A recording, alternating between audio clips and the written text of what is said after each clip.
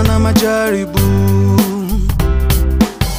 yalikuwa ya kukatisha tamaa na kuvunja moyo, lakini alishinda vita kwa imani. Yawezekana na una majaribu, mshukuru Mungu kila jambo. Unapopatwa na majaribu, mshukuru Mungu, usikufuru.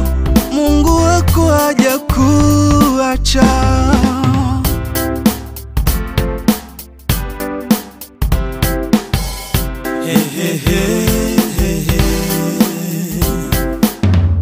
Ayubu alipigwa majipu mwili wote,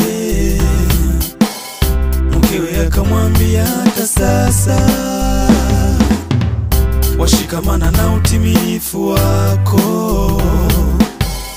umkufuru Mungu ukafehi. Mshukuru Mungu kila jambo. Unapopatwa na majaribu, mshukuru